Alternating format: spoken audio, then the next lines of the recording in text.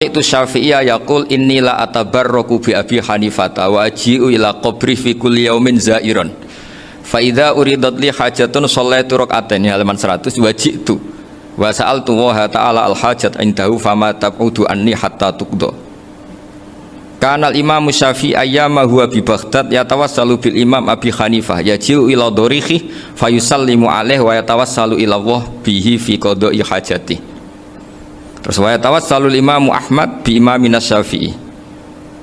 Jadi di antara yang diceritakan Mbah Halim Maksum itu betapa Imam Syafi'i yang terkenal sering mengkritik Abu Hanifah dalam tatanan fikih karena beliau tidak percaya ada istihsan. Abu Hanifah berpendapat adanya istihsan dan kita tahu lah ikhtilafu Syafi'i wa Abu Hanifah itu besar sekali. Tapi beliau itu tahu Abu Hanifah itu orang yang sangat soleh. Abu Hanifah itu kalau ketemu sama orang yang utang beliau itu yang lari bukan yang utang Abu Hanifah, karena takut orangnya itu izin. Jadi kalau ketemu yang utang di jalan itu yang sembunyi itu Abu Hanifah. Kenapa engkau sembunyi? Ada yang utang saya lewat, nanti orangnya malu. Jadi setingkat Robi'ah Adawiyah itu beliau di rumah ada maling itu sembunyi. Ditanya kenapa engkau sembunyi? Malu, gak ada yang dimaling. Malu sama malingnya karena serumah itu gak ada barang yang layak dicolong gitu. Itu Abu Rabi'ah sabda sembunyi. Itu yang bisa niru itu Abu Hanifah. Jadi wali-wali besar ini ternyata saling menghormati dan saling tawassul. Nah, saya berharap tawassul ini bukan sekedar perilaku sosial, tapi memang ada sanadnya. Sehingga terus diceritakan Bali di sini dulu istaqa Umar bil Abbas. Kata siapa tawassul harus dengan Rasulullah SAW? Dulu istaqa Umaru bil Abbas. Sayyidina Umar itu tawassul istisqa dengan Sayyid Abbas. Padahal kita tahu Sayyid Abbas ini tidak nabi. Terus beliau cerita sampai Imam Syafi'i tawassul sama Abi Hanifah. Sehingga nggak ada perdebatan itu kan Umar. Kalau Umar kan ada jaminan boleh diikuti karena beliau sahabat. Bali cerita tentang Imam Syafi'i yang tawassul dengan Abu Hanifah. Seargumentatif itu. Maka saran saya kepada alumni Kerapyak, santri-santri Kerapyak, karena saya hanya berani ngomong sama santri Kerapyak, sama mas saya hanya ada berani kalah sepuh. Itu tradisi keilmuan itu harus dijaga dengan hujjah dan dengan tadwin, dengan pembukaan.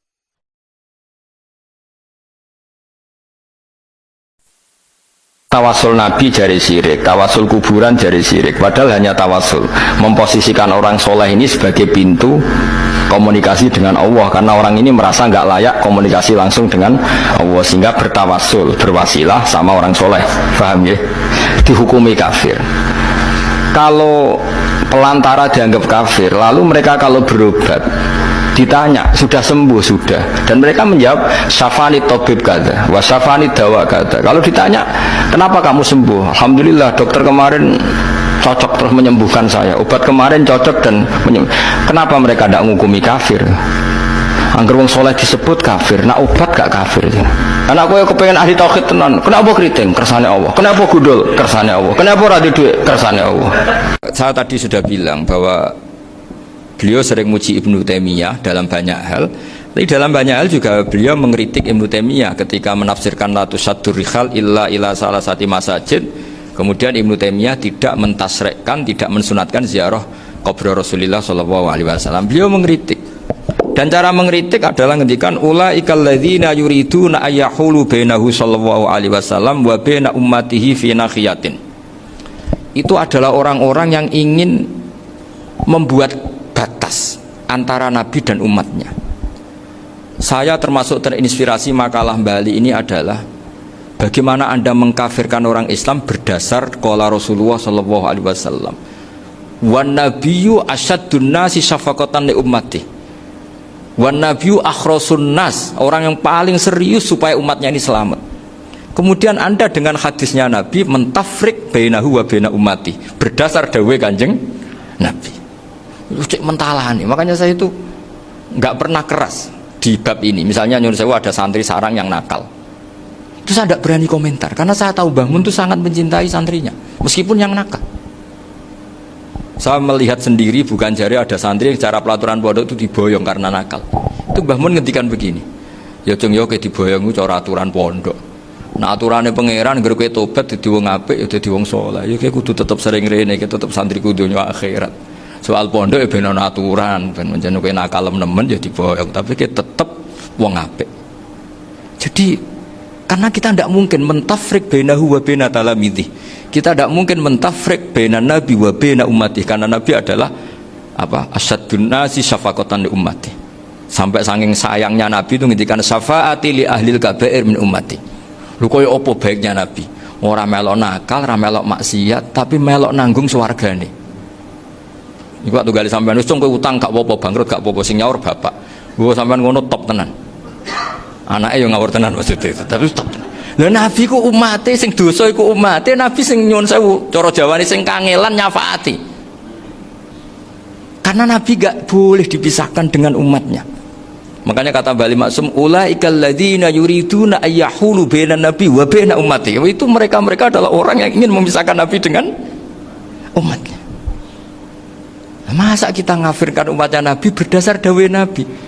Itu kan sama, saya benci santri Anwar berdasar dawuh Mbah Mun, padahal orang tahu semua begitu sayangnya Mbah Mun terhadap santrinya. Sama juga kamu benci santrinya Bali Maksum berdasar dawuh Bali, padahal beliau sangat mencintai santrinya. Nah, kultur-kultur seperti ini tidak boleh hilang. Kita punya sanad, punya guru, punya keluarga yang sama. Jadi cara berpikir Mbah Ali ini menginspirasi saya.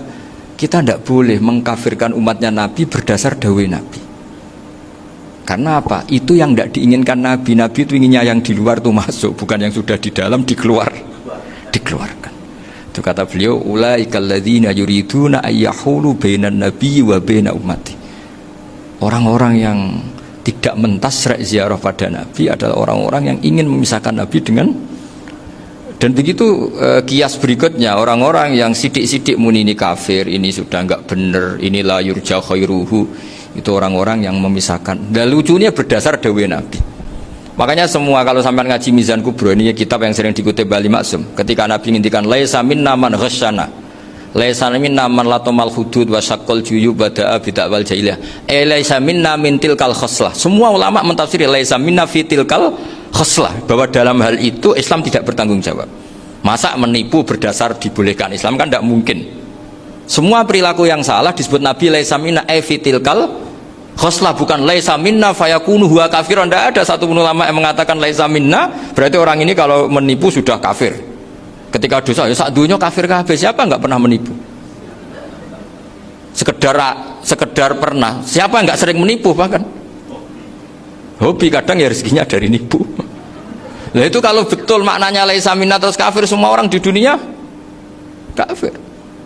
Karena siapa sih yang selain Nabi yang enggak, selain Nabi kan nggak mungkin apa maksum. Belum lagi menurut teori usul fiqh, contoh kecil ini sekaligus Maulidur Rasul Shallallahu Alaihi Wasallam. Ada orang yang imannya itu terlambat, namanya Ka'bul Ahbar. Banyak orang yang kebetulan nasibnya baik kayak Sayyidah Khadijah.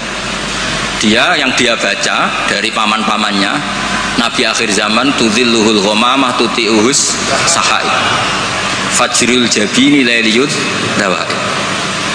Kebetulan yang dibaca itu, karena yang dibaca itu dia nyuruh Maisarah. Maisarah itu nama lelaki. Coba kamu ikut dagang Muhammad, semua yang kamu lihat ceritakan ke saya. Setelah ikut di Syam itu ya sekarang termasuk Lebanon, Syria ya, Jordan, pokoknya semua kawasan situ dulu namanya apa? Syam.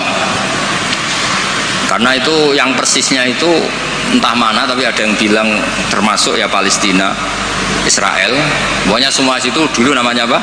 Syam. Nah, dulu ada tertentu dibilang Ariha, dibilang apa, tapi itu semuanya dulu namanya Syam. Ada pohon yang kalau ada Nabi itu ngereaksi, Nabi itu nggak boleh mikir, dia nggak boleh tahu. Jadi Nabi itu misalnya matahari dari barat, beliau ya tetap saja duduk di arah barat, nggak mikir kalau ke arah barat itu ketemper matahari itu nggak mikir. Memang syaratnya Nabi itu nggak boleh mikir. Memang dekat Allah sehingga semuanya ya memang begitu. Makun tata terimal kita bualal iman. Kalau Nabi mikir kok tak adik jumpafanku kapan ya? Supaya diarani Nabi carane piye? Makanya Nabi itu harus ummi. Ummi itu tidak tahu apa-apa. Tapi di bab Nabi itu sifatu madkhin bukan sifatu dzammin. Kalau kamu ummi kan sifatu dzammin. Kalau kamu goblok tuh goblok betulan itu. Kalau Nabi harus layak rok wala yaktub. Karena dengan gitu orisinal. Loh Nabi kok iso mikir, akan orang kan curiga, cari momentum yang pas dia ngaku Nabi. Nabi itu harus ummi, layak rok wala yaktub. Makanya orang kadang salah paham. Wong Nabi gak tahu kok dia tahu. Untuk Nabi itu beda. Tidak tahu itu sifatu madkhid. Jelas disebut di Quran, ma kunta tadri mal kitabu walal iman. Wa ma kunta tarju ayyulqa ilaikal kitab. Nabi gak pernah berharap jadi Nabi, itu gak pernah. Gak boleh Nabi kok berharap jadi Nabi terus ambisi, gak boleh. Makanya gak boleh kamu daftar wali kok ambisi, gak boleh. Cuma ini kuotanya banyak yang kosong, ya sudahlah dipaksa-paksa. Ya jalur itu fakir sabar ya bisa, bodoh sabar ya bisa. Yang paling susah itu jalur alim wirai zuhud, itu berat. Jalur fakir aja kan sudah dapat fakirnya, tinggal dapat sabarnya. Akhirnya karena itu sudah jadi gunjingan, ini barokahnya terkenal, sudah jadi gunjingan. Maisarah ditanya, ketika Nabi duduk misalnya matahari dari barat, Nabi duduknya itu di barat pohon. Nah, pohonnya yang menyesuaikan diri. Jadi pohonnya itu ales itu merubah dirinya ben iso ngiyupi. Nah justru itu terus Rohib Bukhairah itu, wah ndak akan alam memperlakukan seperti itu kecuali dengan Nabi. Nabi juga gak minta ada gomamah yang tudilhun, ndak, ya jalan aja. Dan tudilul gomamah itu batasnya hanya sekian meter. Kalau semuanya mendung dikira semuanya dapat mendung, ya hanya pas arah Nabi supaya kelihatan itu demi Nabi. Makanya terus Maisarah ketika datang ditanya, oh iya bener, itu berarti Muhammad itu Nabi. Pas itu Nabi umur 20 tahun. Ya bareng ngoten mboten enten alamat malih. Mulai Khadijah mulai ragu. Duh bojoku sudah jadi Nabi ta ora. Nah, setelah umur 40 tahun, ini bukti kalau Nabi itu tidak tahu. Beliau mulai tertarik tahandus di Gua Hira.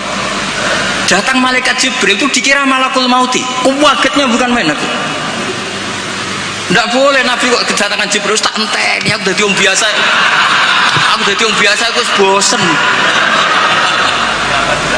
Kapan dilantik? Itu gak boleh. Nabi gak boleh begitu, gak boleh. Jadi Nabi kaget itu malah bener gitu. Makanya baru ketemu Jibril ya wedi luari dia. Yarjufu fuadu, kaget. Bilang ke Khadijah zamiluni. Enggak. Loh, kalau orang kan umumnya kan seneng. Jibril santai ini suya udah diwong awam guys bosen. Enggak seperti itu.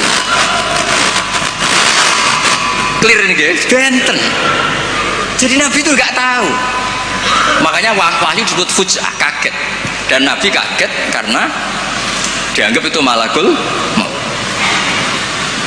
Wes bareng minta zamiluni itu sama Khadijah dikemuli terus cerita. Saat tadi ditemuin gini-gini saya kaget takut. Sayyidah Khadijah yang seneng karena dia pernah ragu 15 tahun. Tahu alamat kan umur Nabi 25, dapat Nabi 40. Semuanya bukan main, absyir karena kamu harus seneng. Fawawu ala yuzika wa abadan innaka la tasilur rahim wa tahmilul kalla wa taqridu fa wa tu'inu ala nawaibil haq. Seneng Khadijah. Lo coba sepinter itu kalau dia agak belajar dulu tidak bisa. Kenapa bisa belajar? Karena sudah terkenal akan ada Nabi akhir zaman. Akhirnya dikomunikasikan sama Waraqah bin Nawfal. Paginya ayo besok ikut ke Waraqah bin Nawfal, ke paman saya. Itu di kitab Bukhari ada redaksi wakana nasroniyah. Kot wakana kot tanah sorofil jahiliyah wayak tubuh bil injil wayak tubuh minal injil bil ibroniyah. Masya Allah ayaktub. Dia itu penginjil dan dia menguasai bahasa Nabi Ibrani. Makanya komentar beliau tidak Jibril tapi hadan namus alladzi jaa bi Musa. Dia enggak bilang Jibril, masih pakai bahasa Ibrani. Hadan namus alladzi jaa bi Musa. Dan syaratnya Nabi itu kudu diusir. Nah, ini yang agak berat. Tapi ya barokah, semua orang yang diusir kaya Nabi. Padahal diusir muka mertua kok ngentekno donyane. Diusir muka mertua ngentekno donyane jare. Ketika Waraqah bin Naufal itu sudah ngakui kalau Muhammad ini nabi. Niku ngendikane lucu. Ya letani fi hajatan khina akhrajaka qaumuk. Aku sayang wis tuwek, cung umpama ijek kuat ngono. Andaikan saya nanti masih kuat, itu saya ingin bela kamu. La ansurannaka nasron mu'azzaron. Saya pasti membela kamu mati-matian. Nabi ya mboten ngerti, lagi-lagi tidak ngerti. Tapi saya ulang lagi, tidak ngerti yang sifatu madkhin. Nabi ngendikan awamu khrijiyahum. Kalau kiai-kiai sarang ya maknane itu khabar muqaddam mubtada awamu khrijiyah ana ta iku wong sing ngetono ingsun hum te kaumi. Saya ini Quraisy. Saya ini terpandang, keluarga saya orang terhormat. Masa iya kaum saya ngusir? Kan nggak kebayang ya, misalnya Gus Ahmad diusir wong Pasuruan, Putu Mbah Hamid, orang-orang terhormat kan nggak kebayang terus. Makanya Rasulullah itu juga GR, masa iya saya ini anaknya Abdullah, anaknya Abdul Muthalib, orang terpandang kok di. Tapi Waraqah bin Naufal ngendikan, "Cung, aku wis tuwek, sayang saya tidak menangi kamu ketika kamu diusir." Lu coba kalau itu nggak ada bukunya, nggak ada referensinya kan nggak tahu. Terus Nabi Muhammad protes, awamu khrijiyahum, masa saya ngalami diusir? Terus beliau ngendikan, tidak ada orang yang seperti kamu illa udiya, kecuali dimusuhi. Wa iyyudrikni yaumuk ansurka nasron mu'azzaron. Andai kan saya menangi itu,